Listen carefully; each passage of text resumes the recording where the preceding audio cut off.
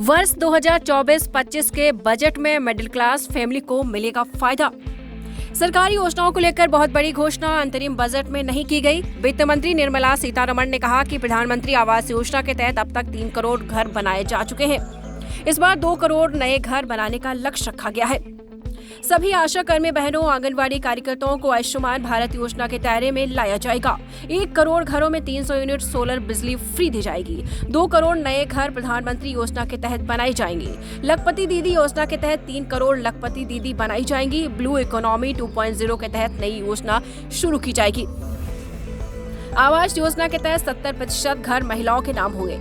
इस आवास योजना की शुरुआत 25 जून 2015 में हुई थी। 2023 में बजट में मोदी सरकार ने 79,000 करोड़ का आवंटन किया था।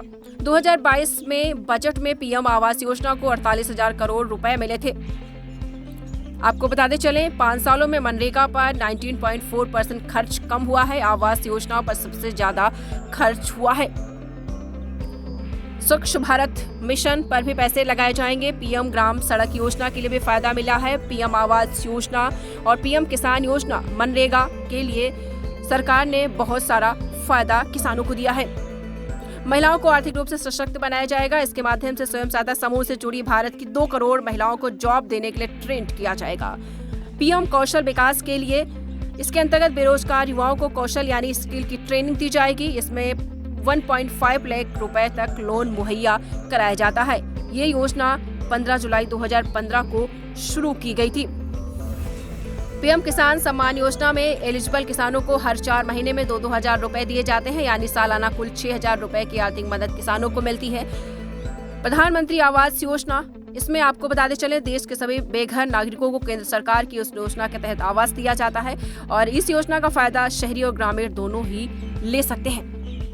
तो आपको बताते चलें, वंदे भारत स्तर के लिए बनाए जाएंगे 40,000 रेल डिब्बे। ज्यादा भीड़ वाले रेल मार्गों के लिए अलग कॉरिडोर बनाया जाएगा। 11% इंफ्रास्ट्रक्चर बजट भी बढ़ाया जाएगा। टैक्स स्लैब में कोई बदलाव नहीं हुआ है। सैलरीड क्लास को कोई फायदा नहीं हुआ है और 3 करोड़ महिलाएं लखपति दीदी बनेंगी। दीक्षांत एडुटेक लाया है दीक्षांत डिजिटल क्लास। दीक्षांत डिजिटल क्लास का उपयोग कर छात्र बना सकते हैं पढ़ाई को बेहद आसान और मजेदार। दीक्षांत डिजिटल क्लास को स्कूल में बैठकर देखना है तो पेन ड्राइव और स्मार्ट टीवी बनेगा सही माध्यम। चलिए अब ये भी जानते हैं कि दीक्षांत डिजिटल क्लास का फी स्ट्रक्चर क्या होगा।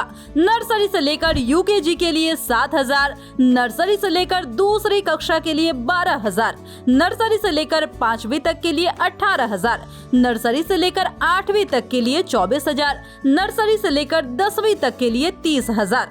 अगर आपको डेमो करना है तो उसके लिए आप दीक्षांत डिजिटल क्लास के YouTube चैनल को विजिट कर सकते हैं। हमारे YouTube चैनल को सब्सक्राइब और Facebook पेज को लाइक करना ना भूलें। धन्यवाद।